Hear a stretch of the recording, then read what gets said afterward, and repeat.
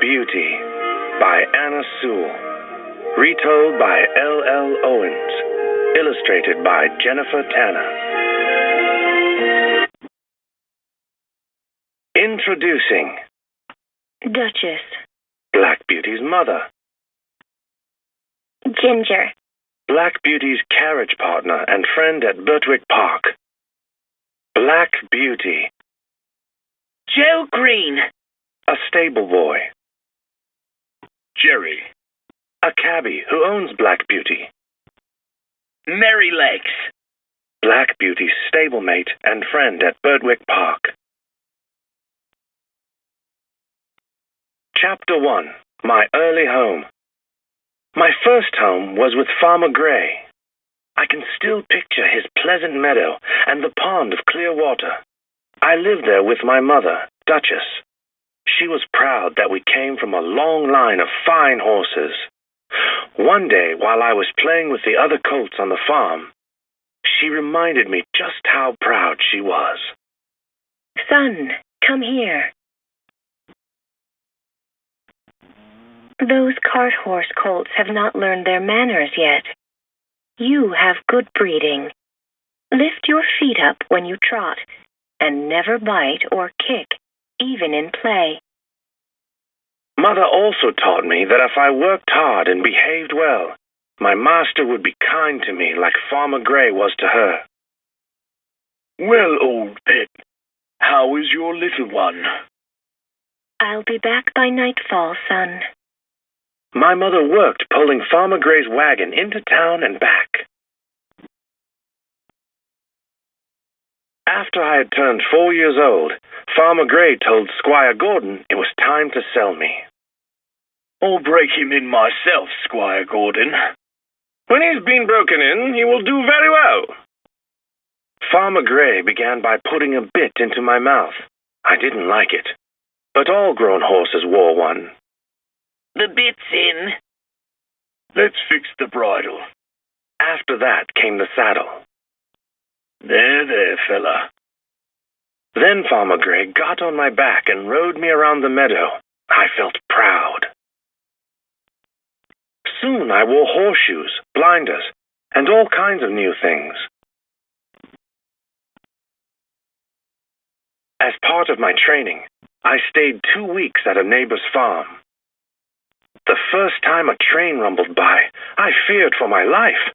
I had no idea what this horrible, clattering thing was.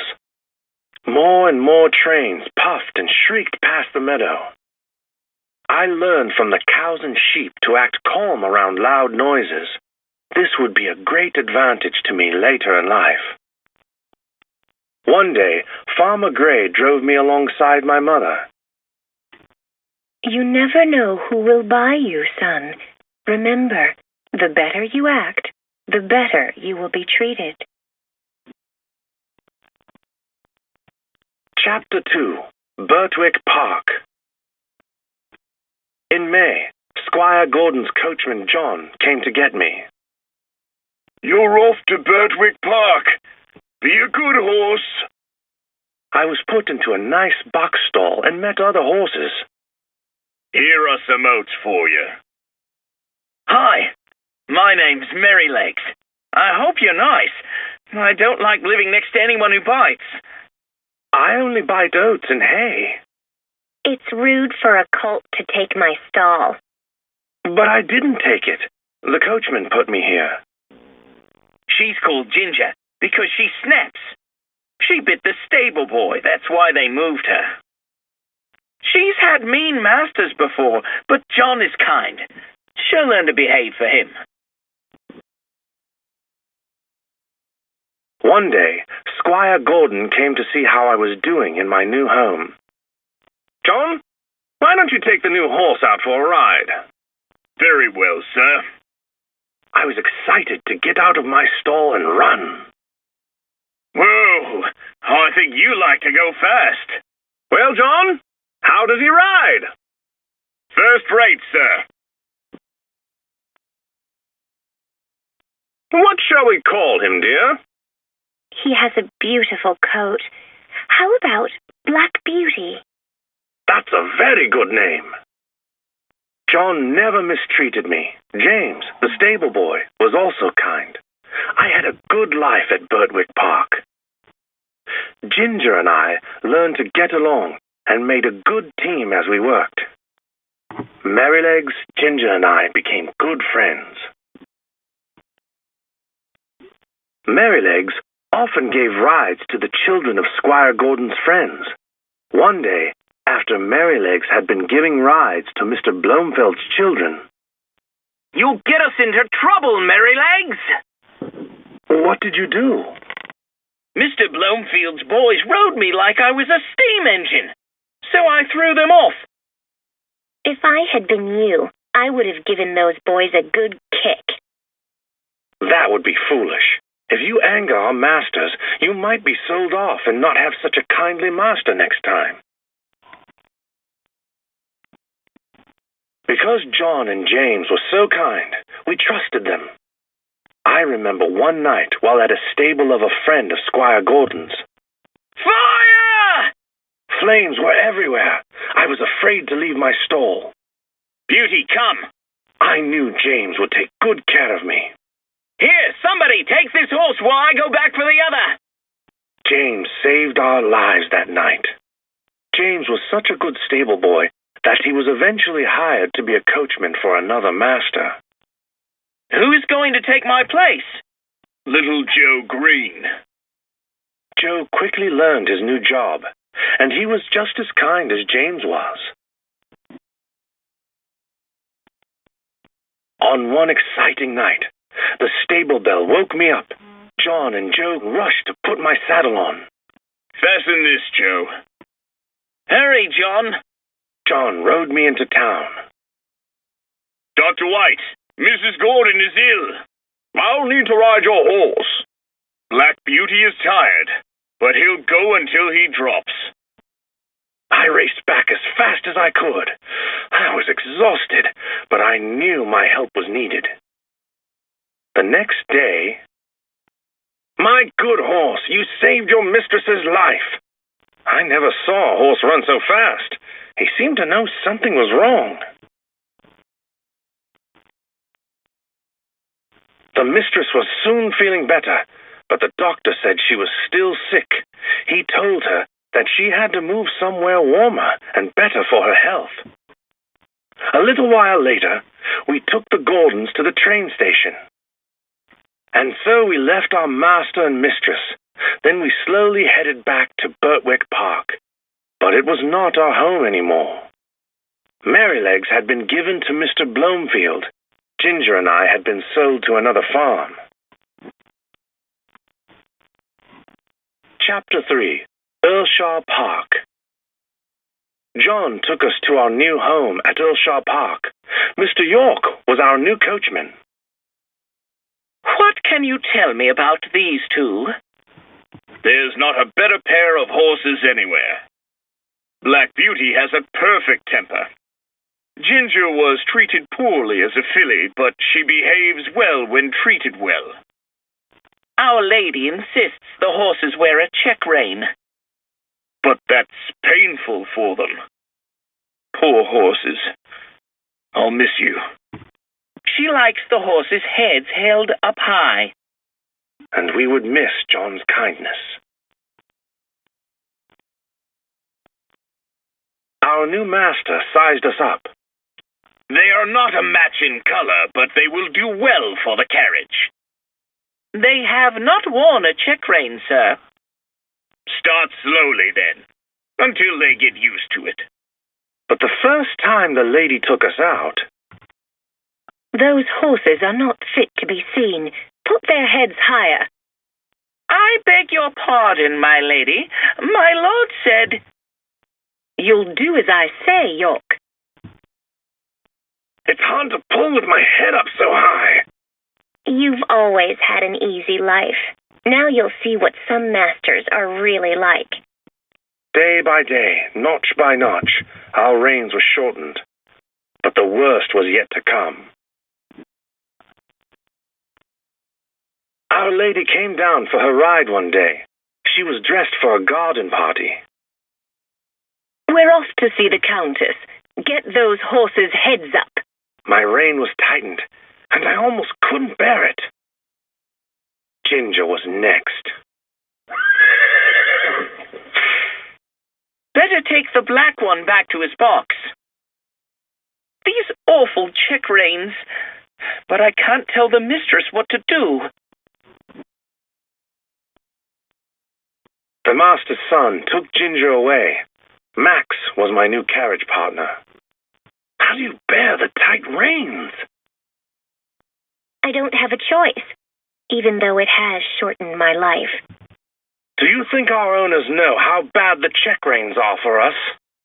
Rich people only care that it looks nice. I suffered with that rein for 4 months. My neck and chest ached. My mouth and tongue were always sore.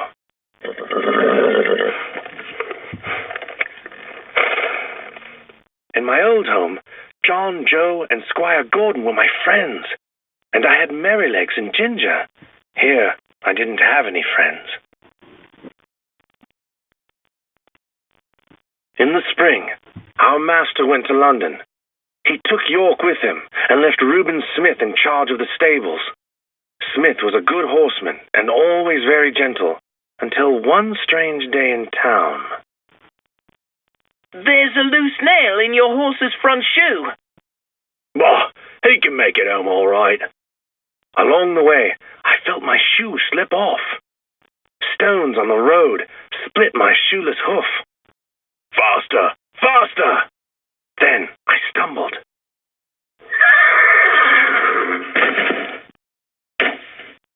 I got up, but Smith did not move.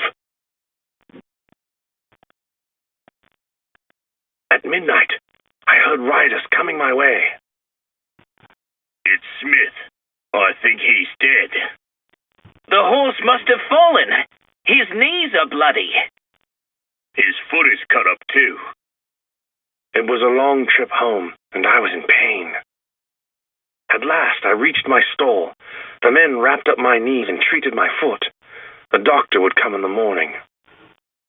It took me a long time to heal, and I had scars on my knees, but luckily, I wasn't blamed for Smith's death. Not long after I healed, I was up for sale. I became a job horse and was rented to different people. Some of them knew nothing about driving horses. Why won't this horse go any faster? He's lame. He picked up a stone in his shoe. I didn't know that horses picked up stones. Other drivers thought horses were like steam engines and could pull heavy loads through any kind of weather. I was up for sale again and again, and one day I was being sold at a horse fair. How much is this one? I'll give you £23. Sorry, it's 25. 24 then. Done. My new master rode me to London. We reached the great city at sunset. Did you get a good one, Jerry? I think so, sir. Harry, my boy, open the gates. Is he gentle, Father? Yes, Dolly, as gentle as your kitten. After a lovely supper, I lay down for the night. There was plenty of dry straw. It was a happy place. Chapter 4. A London Cab Horse. Here I felt like the Black Beauty of my early days. He's so handsome. If not for the scars on his knees, he'd be too good for a cab. I never rode a horse with a firmer step. Let's call him Jack, after our old horse. That's a good name. Jerry had a cab of his own. I pulled it with a proud old horse, Captain. He had belonged to a soldier who had fought in the war. Soon after, Jerry showed me off at the cab stand. He looks too nice for the price you paid. You'll find something wrong with him. I don't know. I'd say he's worth whatever you paid, Jerry. At first, I was bothered by the hurry of such a big city.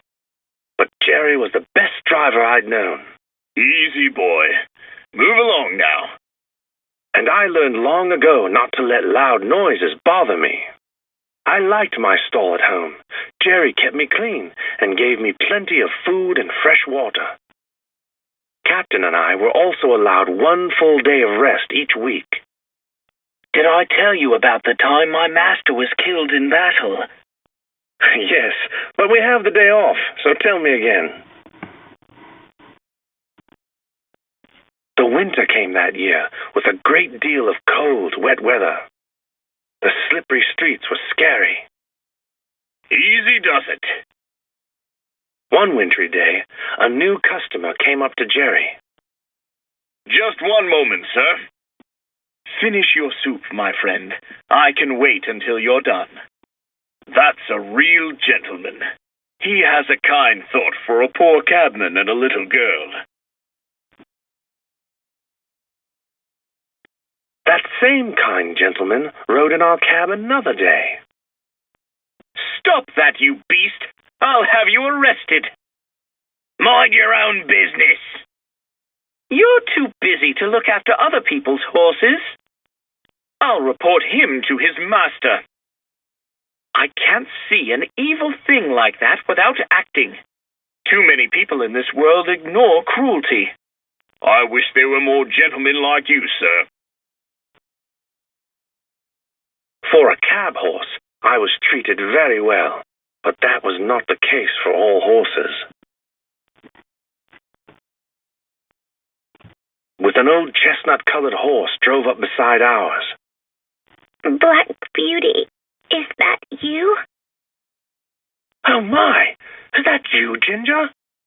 Yes. I have been sold many times, and each master has been worse than the last.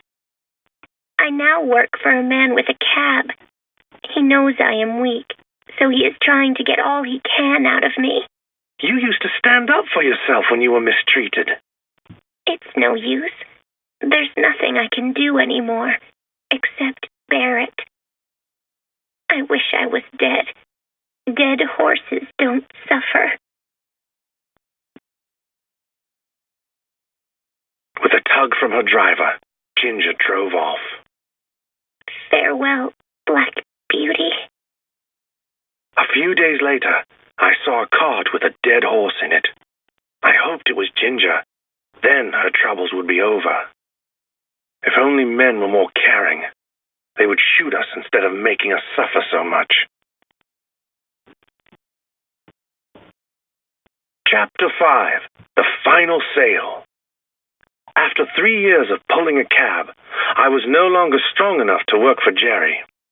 I was up for sale again and again, and eventually I stood with the older horses at the horse fairs. It would have been merciful to shoot some of them. At one horse sale, I caught the eye of Farmer Thoroughgood. Willie, this horse has known better days. Do you think he was ever a carriage horse? Look at his nostrils and ears, and the shape of his neck and shoulders. He shows fine breeding. Poor old fellow. Can you buy him and make him feel better? Dear boy, I can't make an old horse young. Look at his fine mane and his smooth tail. Perhaps he would grow young in our meadows. I tried to stand tall, but my legs were very stiff. He's the sweetest thing you would ever want. What is the lowest you will take for him? £5. Here's £5 then. Very good, sir. The farmer took me to his meadow. Soon he showed me to some ladies who needed a horse. I do hope the ladies like him. He has such a lovely face. His knees have been broken. Will he fall again? He is a first-rate horse. He's perfectly safe. We shall try him then. The ladies' coachman came for me the next day. This horse is damaged, sir. He doesn't need to be handsome to pull a wagon. I'm sure he'll do fine. The ladies provided a comfortable stable. I was left to myself for a while. My new groom soon visited me. That looks like Black Beauty's star. One white foot and a little knot in his neck. It must be him. Why, Black Beauty, do you know me? It's Joe, the stable boy from Squire Gordon's place. I never saw a man so happy. I soon learned that Miss Ellen was a good driver. This horse is quite safe. He ought to be. He's Squire Gordon's old Black Beauty. I shall write to Mrs. Gordon. She will be pleased that her favorite horse has come to us. The ladies decided to keep me. I have now lived in this happy place a whole year. They call me by my old name, Black Beauty.